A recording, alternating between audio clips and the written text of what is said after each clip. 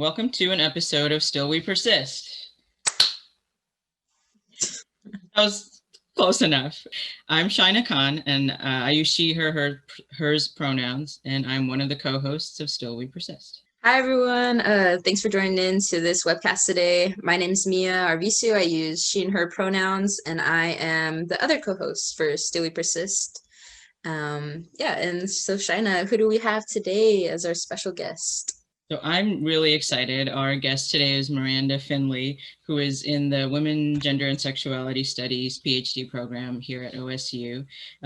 Before we get into talking to Miranda, we'll be talking about her scholarship in pedagogy and teaching. But first, Mia, do you mind giving the land acknowledgement for Corvallis? Yeah, definitely. So Oregon State University is in Corvallis, Oregon. It's located within the traditional homelands of the Marys River or Ampanafu Band of Kalapuya. Following the Willamette Valley Treaty of 1855, Kalapuya people were forcibly removed to reservations in Western Oregon. Today, living descendants of these people are a part of the Confederate Tribes of Grand Ronde Community of Oregon and the Confederate Tribes of Siletz Indians. And I am currently in Louisville, Kentucky. My neighborhood exists on the traditional lands of the Osage, Eastern Band of Cherokee, Shawnee, Adena, and Hopewell nations. The majority of the people from these nations were forcibly removed to Oklahoma, but many members of the nations I listed still remain in Kentucky.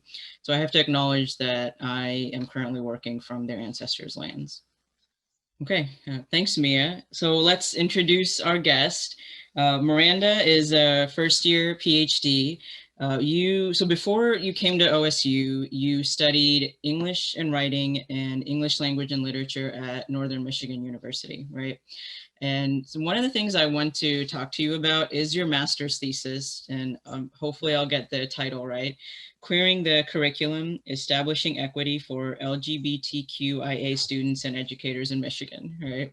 Yeah. I feel like every master's thesis has like 15 words in its title. Yeah. So first question, Miranda, how would you describe your research interests and your work so far? Well, I definitely have some pretty broad research interests, and yet they kind of fall under the same kind of umbrella where I focus specifically on what we're putting out there for young adults and youth and adolescents in kind of any form. So obviously, like what you gather from the title is that I was looking at actual like curriculum, specifically in Michigan. I more specifically looked at 11th and 12th grade English language arts classes to kind of make it narrow for a 100-page thesis, but it could definitely be a lot broader. But I also look at, like popular culture production, things that are marketed to young adults, targeted for children, the messages that we're putting out there. I don't have to tell y'all that, popular culture serves to reproduce those systems of oppression that we, talk about every day, that we all experience. And I mean, for the most part, youth aren't trained to recognize those reproductions, the things that they're watching on TV, which is probably one of the more absorbed modes of, popular culture, the things that we see. Television, everyone's binge watching everything now, right? And we see like old shows that are kind of coming back. So like Avatar: The Last Airbender. I had some friends who were doing like a queer theory analysis of Avatar Roku and his buddy in Fire Nation. That was casual conversation too. So you could tell the kind of people I hang out with. And then obviously The Legend of Korra, which was, subsequent of Avatar: The Last Airbender, which more directly addressed LGBT relationships with the main character as well, which we don't often see, right? The main character engaged in, relationships that we would qualify as LGBT. So I, have written a couple of things about, I guess more broadly this. I love looking at some of the things that I remember as the first moments where I recognized the inclusion of LGBT people on TV, like specifically Degrassi, The Next Generation. I'm not sure if either of you would be familiar with that show. It was a Canadian television show. It's actually where we were Yeah. given the great Drake. Yeah. Yeah, who played Before he Jimmy. was Drake. Yeah. Yes, Drake. So on that show, we were given a transgender teenager named Adam, who was played by a cisgender actress. And that depiction was considered very progressive at the time, very very inclusive, which honestly it was for the early 2000s. But what we ended up seeing a lot of with Adam was, issues of bullying. He was outed by a friend at school. He wasn't accepted by his family. He was having to kind of give and take pieces of his own identity in order to fit in with certain groups. And then ultimately, Adam was killed in a car crash. That was how his character arc ended on the show. So specifically when looking at that, I kind of then considered a more recent adaptation of a transgender teenager from the show Euphoria, HBO. That's pretty new. It came out just last spring, I believe. Correct me. The years have been blurred together. But we have Hunter Schafer, a transgender woman who plays a transgender teenager named Jules on that show. And with Jules, we actually don't even get any kind of language that would indicate that she is transgender until it was episode 3. So we are just given, Jules as a person dealing with things that teenagers deal with, which of course with Euphoria is a lot of sex and drugs and, all the craziness that people say, well, kids don't actually deal with that. We know that they do. So with that rejection of needing to use, the transgender kind of language to say to the audience, this is who we have. Instead, we just had a teenage girl who was living her life. And so that really stood out to me. I even had a moment where I went back into the episodes and I'm like, did they say anything ever? Is she just here? Did they just give us this character? And I was so just astounded. So it was really great to kind of compare those two depictions. I will say that both of those characters are white and that we do still see a lack of people of color, transgender depictions on television. I know in one of our classes this semester, Shina, we talked about Laverne Cox's character on Orange is the New Black, which I think when a lot of people think of specifically African-American transgender characters, we think of Sophia from Orange is the New Black, who's thrown into solitary confinement, and we don't hear about her for how many episodes? It's into the next season. So again, that was supposed to be a really progressive depiction of an LGBT character, which for some parts it was. For others, it definitely was not addressing some things in the most sensitive ways. And it certainly had the chance to. So what I like to look at again is like an excuse to just watch a ton of TV.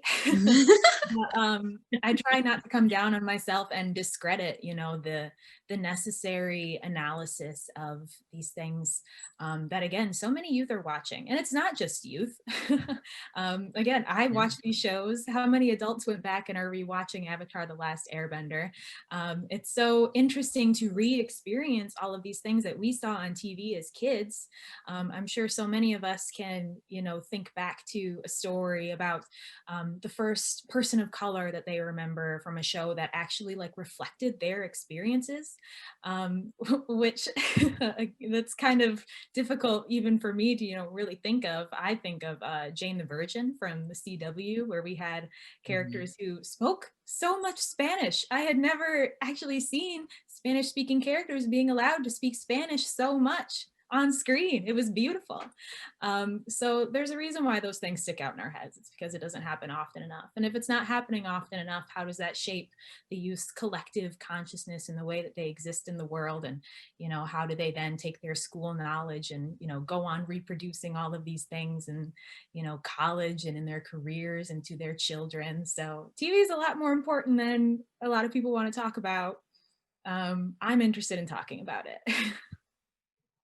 Yeah, I can. That was a great little journey you took us through. Thank you. I appreciate that. That makes me think like how how do you best see this research being applied? Like, how would you see that working out? Well, what it ends up being right now is simply recognition and awareness. With me just looking at these TV shows that are, already out there that have been produced, actually using, my words, everyone using their words to say, this is what we see, this is what it's doing. And, we can use theory for that, to then acknowledge, what harm can this be doing? What is this reproducing, especially for children? Or even teenagers, or 20 some 30-year-olds. I mean, we're all going to be affected by it. We're all internalizing those messages that we see. But I have lately been thinking about, what if we used like queer theory to try and create a show that is truly inclusive. If we look at the ideas that we have for some characters and storylines, and we really try to be very particular about the choices that we're making for those characters, and also being culturally responsive and making sure that we are encapsulating intersectional identities. Obviously that's probably easier said than done. But I think it would be a really interesting experiment. And then if it is possible, then say, look what we did. We were able to tell a story that did more than just entertain. It reflected realities, and those realities that hopefully might inspire people to be more considerate and be more accepting. And then maybe they'll be able to share their own stories. And um, I don't want to say that it starts on the screen. It doesn't start on the screen. It starts with the people who are thinking about what they're writing. But how do we tell writers, what you're doing is wrong? They learned the same way that we learned. We learned in school, we learned from our families. So it's kind of, where do we just kind of interject ourselves in that big chain that, that vicious circle? We could probably pick multiple points, right? Different people doing different work, which is obviously necessary. But there are multiple ways that I would love to interject and begin some work. So speaking of interjecting, you have some teaching experience, right? And like with my tiny amount of my own teaching experience, I have always taken the opportunity to like represent people that my students might not know as much about. Like part of it is making, say, like white students aware of different people of color experiences, or like validating the experiences that my students of color have had. So I'm wondering if like you have done similar things in the classroom, like what's kind of been your approach when you're working with students yourself?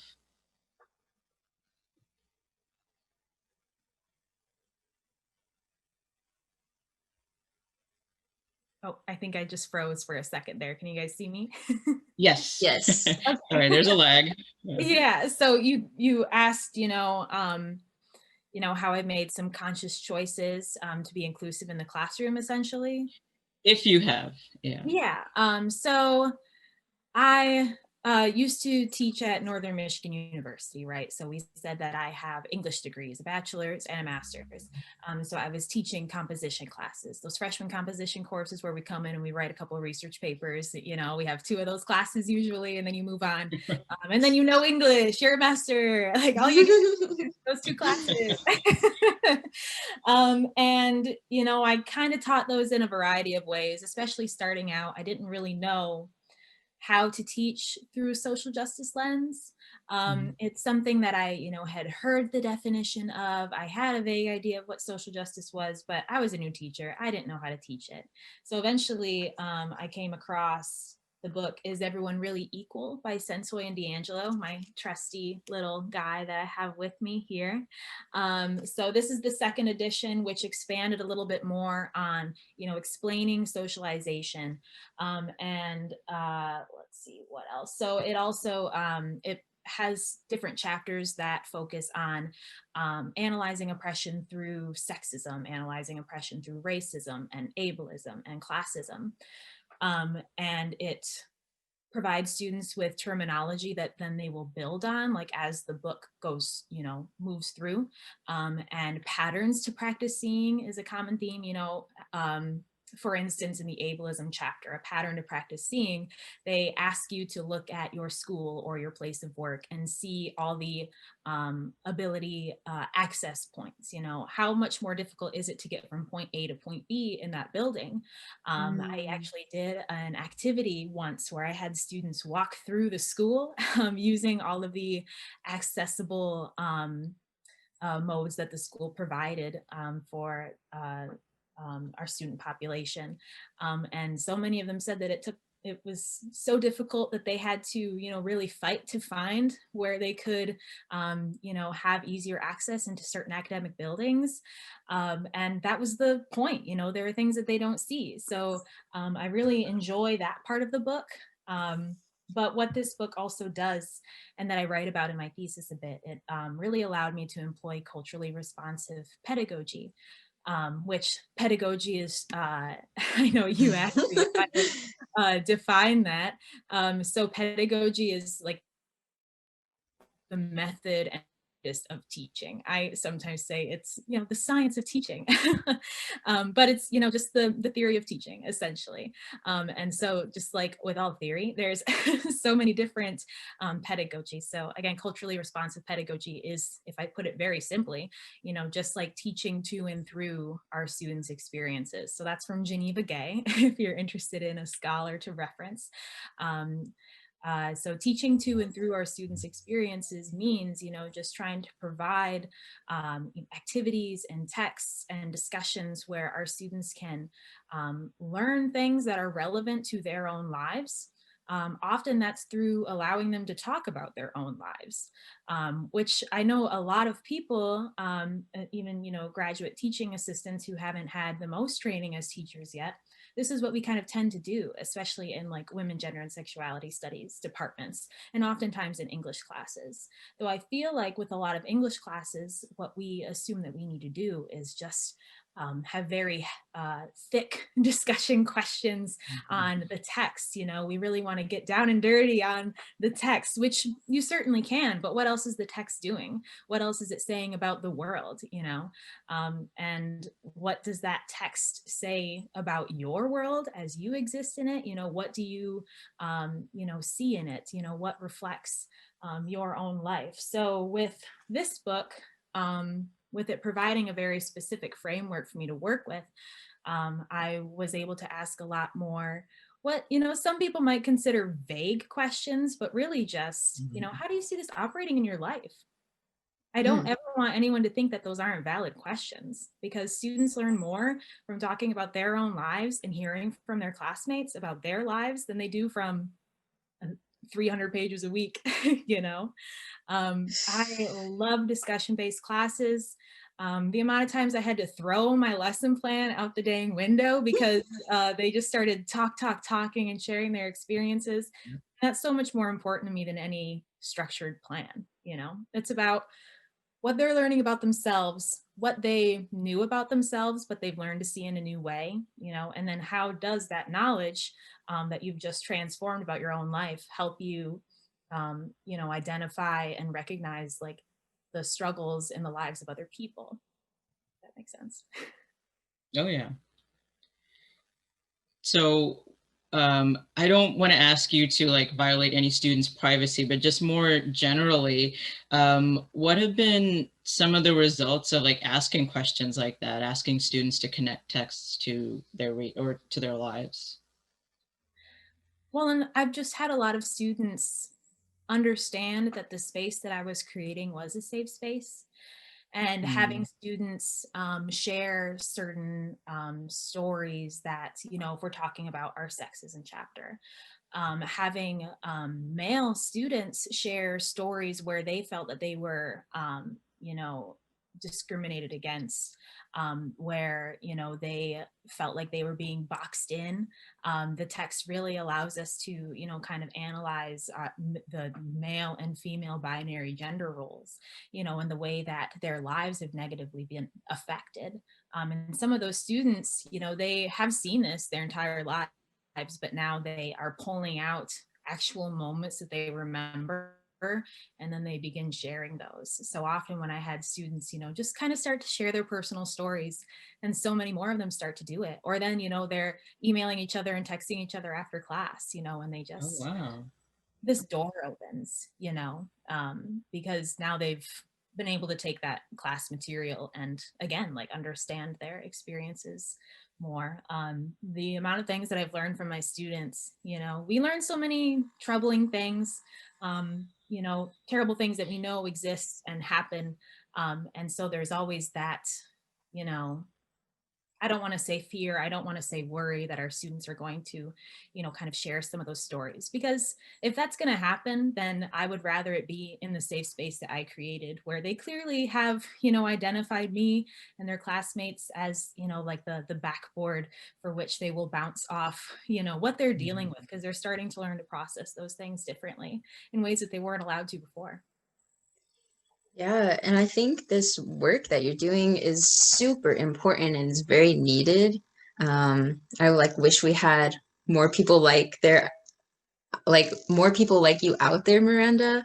Because I think I've had like one class like that, and it was an ethnic studies class in my time at college, and I feel like I just really got to connect with the material more and my classmates and myself. So it just felt like this whole really good healing cycle of learning that I really preferred. And this also makes me think, I don't know if you've seen this show, but of an episode of Midnight Gospel. It's called Annihilation of Joy. The title has really nothing to do with what I'm about to say, but it's just like at one point, the main one of the main characters in the show like started seeing their selves. They started understanding themselves more, and then they started seeing like their reflection in other people. And then they were able to respond with kindness, or at least like not unkindness to the other characters. And then they really like because they understood themselves like so much, they were able to like see that in other people, and then see like the humanity kind of in everybody, and just it grew tolerance, it grew acceptance, and then kindness too. So I just think the work that you're doing is really important. um yeah, is has there well, I actually don't really have a question, but I wanted to put that out there. Yeah. Well, yeah, definitely, that kindness for other people, but I think they also learn, to treat themselves with kindness. Because again, yeah, that the things that they, haven't processed, that they've, kind of like stored deep down in themselves, it's because, society tells them that those things aren't worth talking about because things aren't going to change. So yes, you've had those experiences and a million other people have had those experiences and it doesn't matter, right? But then those students come to class in a classroom where they're allowed to talk about those things, and they realize that once they share those stories with other people who have experienced the exact same things, or at least similar things, or even if they haven't experienced those things, than to have people who are just willing to sit there and listen, then they realize that, what, maybe we don't have to let our world stay this way. So if a 100, 200 level English class can kind of start to open that window for students, then even though I had to have so many people come through my doors because that was one of the required courses, and not one of a list of courses that they could choose to fulfill a certain requirement, but an actual required course. I had so many students say that they expected to come in and just read a book, talk about the book, write about the book. And instead I'm like, no, we're going to talk about our lives, and we're going to talk about real things, and we're going to talk about things that have happened and how those affect things that are still happening. And they take so much more away from that. Yeah, that brings up a question. How were you able to create such a welcoming, open space where people felt like they could even be vulnerable or just like really share their story? Because that takes a lot to create a space like that. Yeah, it definitely does. And I think it's what a lot of people are afraid of, especially, new graduate students, or I mean, even, undergraduate tutors. I was a tutor as an undergrad, and I worked with 4 students specifically for an entire term. And even in, smaller capacities like that. That's a worry, are these students going to be comfortable with me? But I tell our students that we were graduate students, that we do not have the degree that makes us a professor. Are we going to let them in on our kind of lack of expertise at that point, that we are still learning as well? And the answer for me was yes. Yeah, I'm going to let them know that, because what if, I stumbled on my language because I am still learning? What if there are terms that change and maybe it hasn't registered with me yet? And then I need to acknowledge that, I said something incorrectly and this is the correct way that we do it now. So definitely starting out with teaching Is Everyone Really Equal, and introducing that book at the start of a term, I was able to talk about, what do we do with our opinions? What do we do with our thoughts? What do we do with our feelings? And how we're going to have those as students, because I am a student. My knowledge base is still forming, and it's still affected by things that I was socialized to believe as a kid. No matter how many years I've spent trying to unlearn those things, it's still lingering. It will probably be lingering for a very long time. So honesty, I think, is my answer. Just kind of trying to be as real as I can, which isn't always possible for people, and I will acknowledge that. There are a lot of reasons why we might want to, defend our persona and kind of have more of a wall between us and students, kind of a professional wall. And I respect everyone's decisions, but for me, I had some lived experiences as, a mixed race individual, that I knew would be really valuable for me to bring to my students. And acknowledging, certain things about my identity, how I can be white passing, and what does that mean to exist in the world? And then telling them, that obviously, since I'm still learning all of these things, that it's okay that they're still learning all of these things. I feel like a lot of times, they come into college and they think, I'm an adult. I know all the things, or at least that they're supposed to know all the things. But really, I just wanted to create a space where I acknowledge that every single one of us in the room, including me, was a learner. Yeah, I think that so like modeling vulnerability, especially like acknowledging that you yourself come from marginalized communities, is really helpful. Like that's helped me a lot in my teaching, but it's also hard to find the line, especially when you're a grad student. You have to follow the directives of the department. Plus, you're just learning how to teach. So, like, how did you kind of figure out boundaries, and did you have some mentors that helped you develop like what you thought would be a good teaching style? Yeah, so one of my professors, Dr. Wendy Farkas, she, I met her at Northern Michigan University. I actually met her when I was an undergrad student. She taught the first edition of Is Everyone Really Equal in a class that I took with her. So that was honestly my first like real deep dive into social justice theory. And we read young adult texts in that class, which I think kind of, is one of the things that sparked me into understanding how important, young adult literature and youth culture really is. And she, I had classes with her in grad school as well. And she was actually one of my readers for my thesis. And I learned so much from her just in, what she modeled for us, which was compassion and understanding, certainly flexibility, that, she was honest about the struggles that she was having. She was honest about, oh, well, I have all of this work that I'm doing, I'm working on finishing my references for this paper, and I'm on, this dissertation committee, and I'm grading all of these things. And it feels like a lot. Sometimes when you just say what I'm dealing with feels like a lot, then students are like, yeah, it feels like a lot for me too, Yeah. So from her, I really, I learned to be real. She I do still consider her, one of my mentors. She's known me since I was like 19 years old or something like that now. And then I also had Dr. Kia Jane Richmond, who was my thesis chair. And she has more of an education focus, specifically with like mental health. She really, focuses on, young adult literature, and she has, worked with, queer pedagogy and such. So she really filled a lot of gaps for me with my thesis, where I talked about curriculum, because I did not study that. That is not where my knowledge comes from. But also, this is a sidebar that just because it's not where your knowledge comes from doesn't mean that it's not something that you can learn to write about, that there are people that we have access to in other departments that we can talk to and, again, try and fill those gaps. But Kia just really, reminded me how important it is to be as fun as I'm willing to be, as I'm fun as I'm comfortable being. She had an office down the hallway from mine, and she'd leave her door open, and she had one of those little like actual radios, like like this big radio.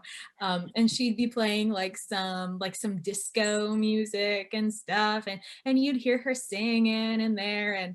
And she was just, living her life and teaching. And again, she was also being real, and I feel like a lot of people think that, you have to wait until you get all of your expertise and, years and years and years of teaching under your belt before you get to like be a person.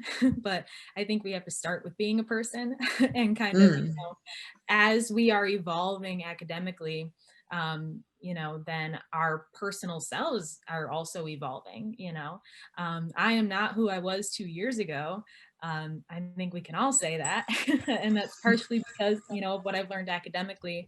But also, I've just kind of learned to, I don't know, let loose a little bit, have fun in my classroom.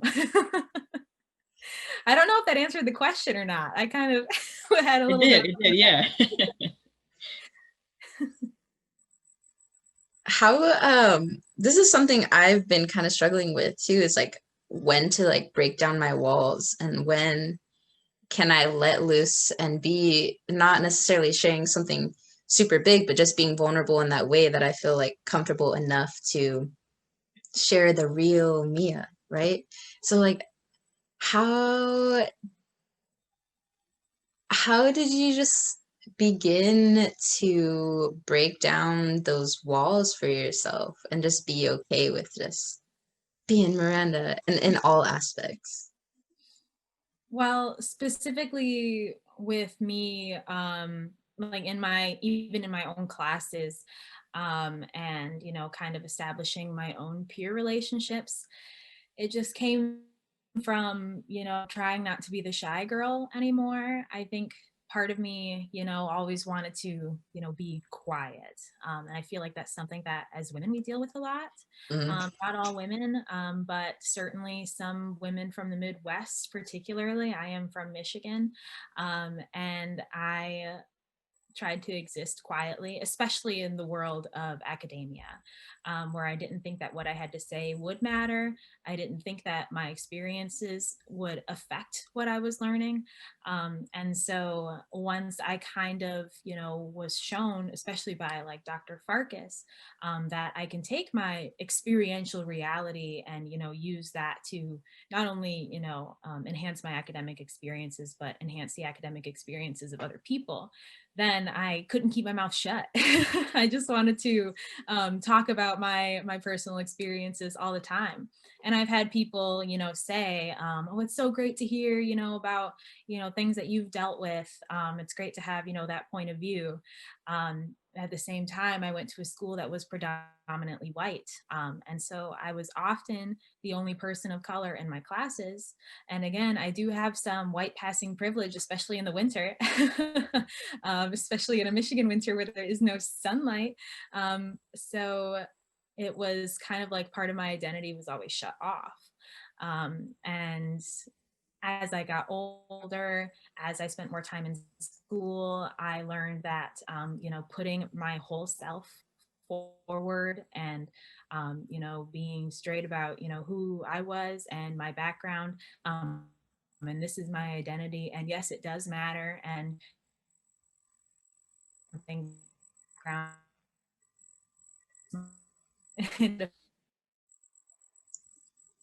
I think you're cutting out, Immediately Miranda. recognize that or not, because, again, we're often. We lost a little bit of what you said there at the end. Can you hear me? Yeah, we can now, I think. Oh, sorry. Yeah, no, not your Good? fault. Hello? I think we got you back. Yeah.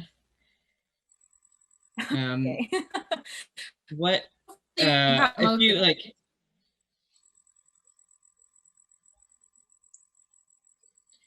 no, we're frozen again. Okay. If we need to okay. All Okay, right. seems like Miranda's back. Hello? Yeah. Okay. So obviously you won't know which parts cut out. So if I like repeat something that like if I ask about something you already said, I apologize.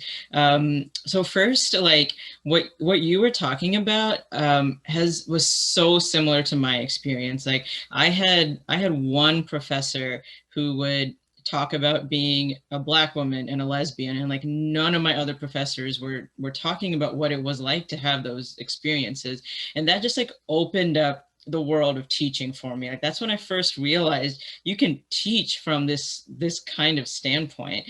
And I would not have become so open as an instructor myself without like this one person showing me that you can do that. And it really does mean a lot to students when they know that they're like not the only one, that there is like one other queer woman of color out there, right, that like they can talk to this person.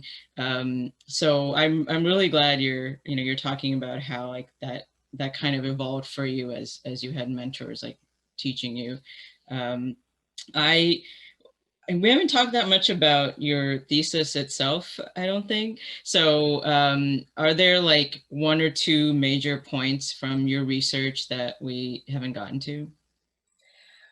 Well, I guess one thing that I would say about my research, especially from reading the title, I think a lot of people get turned off about, the idea of queering the curriculum, because that Mm. seems to indicate to people that we want all the gay books, right? We want nothing but queer characters and the queer themes and all of that.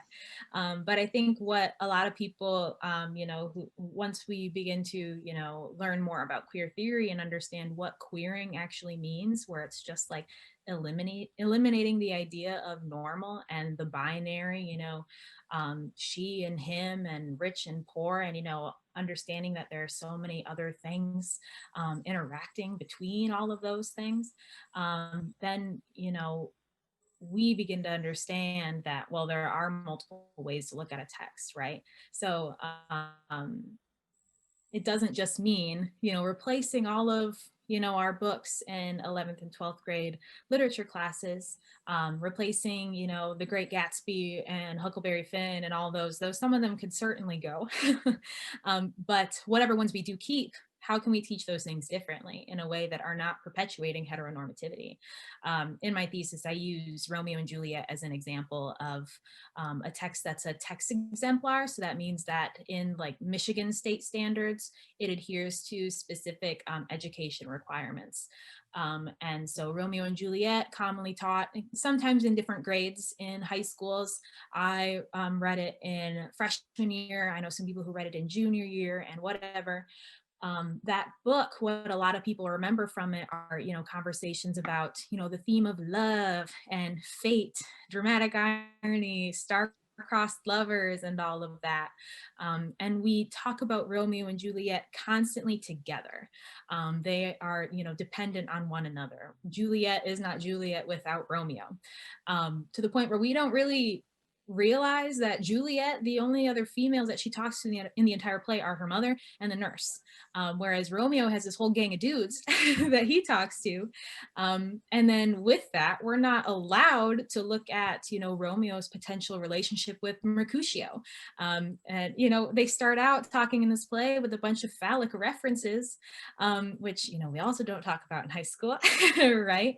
But the idea that, any male character could have eyes for another male character, and that, we have this heterosexist idea with that play that, because of fate and destiny, Romeo and Juliet, man and woman, were always going to end up together.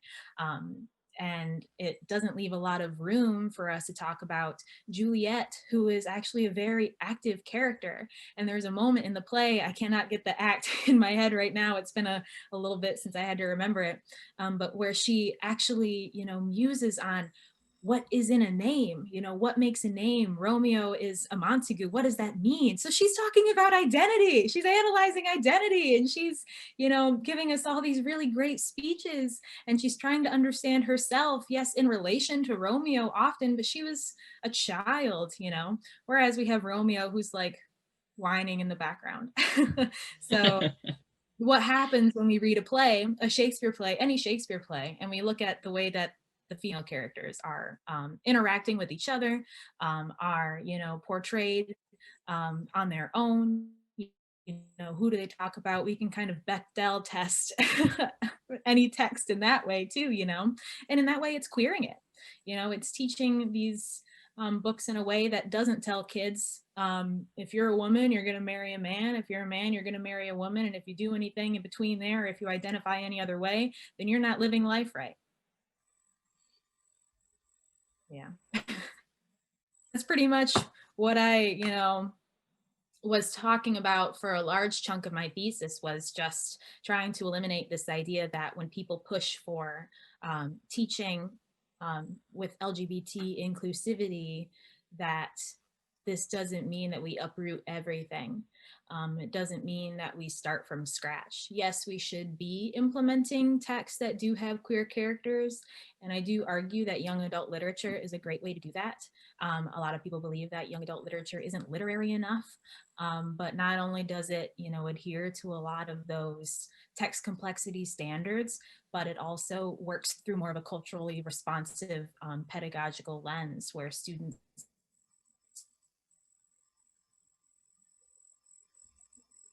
a lot of like books that I'm sure a lot of us are familiar with reading, again, Huckleberry Finn. So yeah, I'm worried that I cut out. Did you guys get all that? I think we got most of it. Yeah. Sorry, kind of bad timing with tech stuff. Mia, do you have a question? No, just processing what you said and thinking that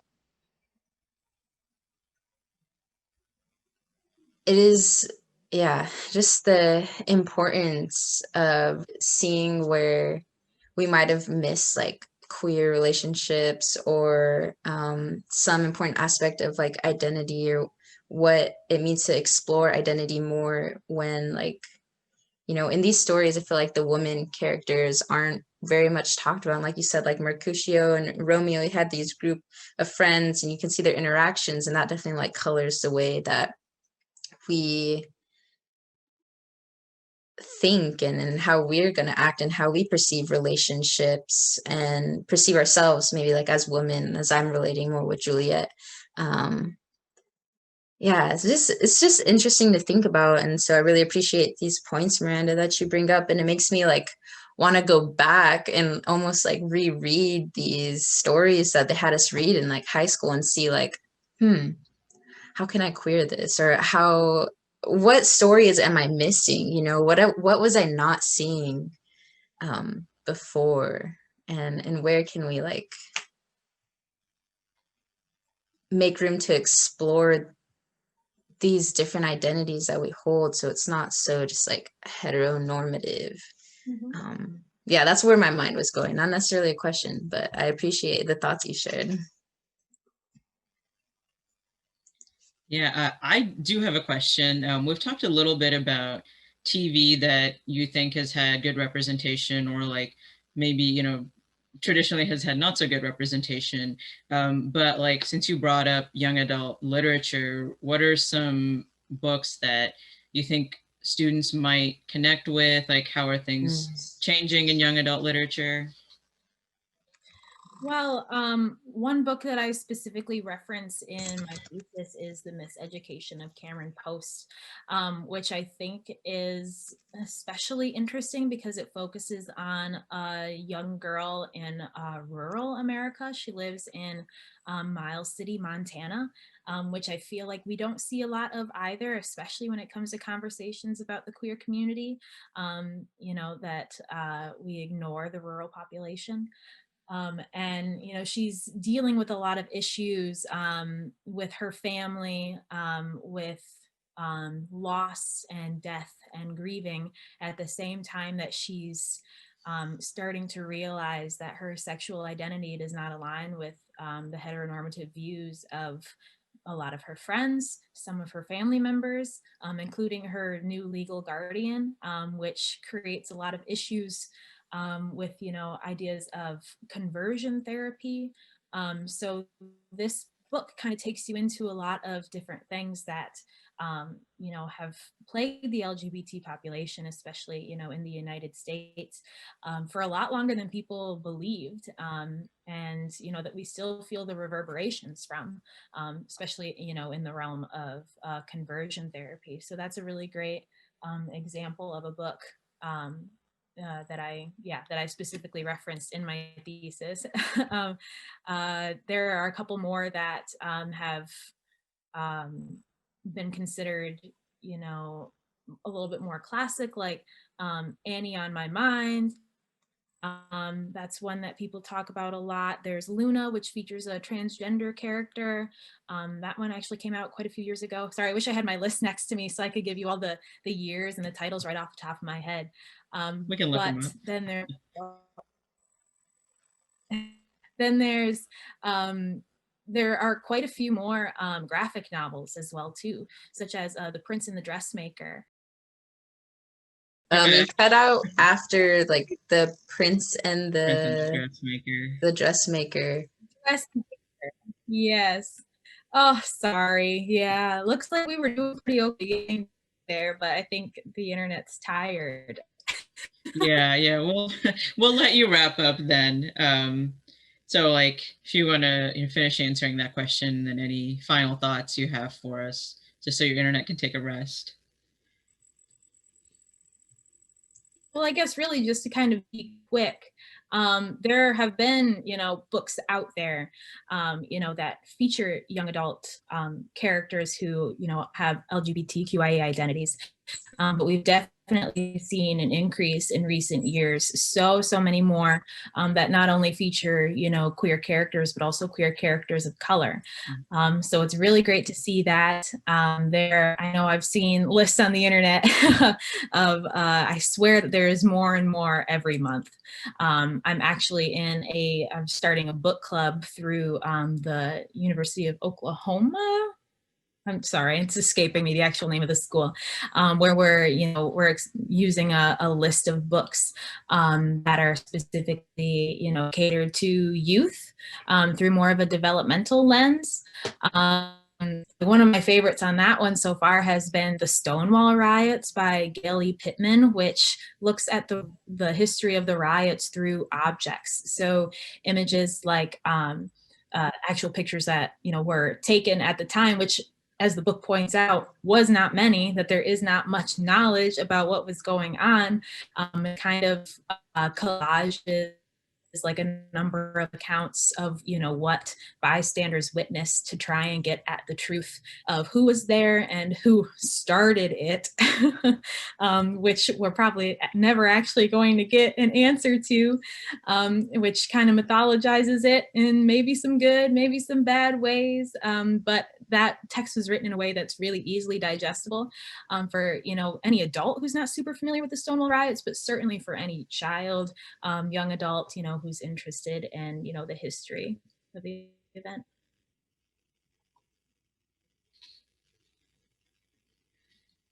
Okay, I was waiting to make sure you got to finish in case you froze. Well, thank you so much for answering our questions, for talking about all your work. This has been a really fun conversation, and if you don't mind, maybe we'll have you come back sometime when your internet is working a little more smoothly.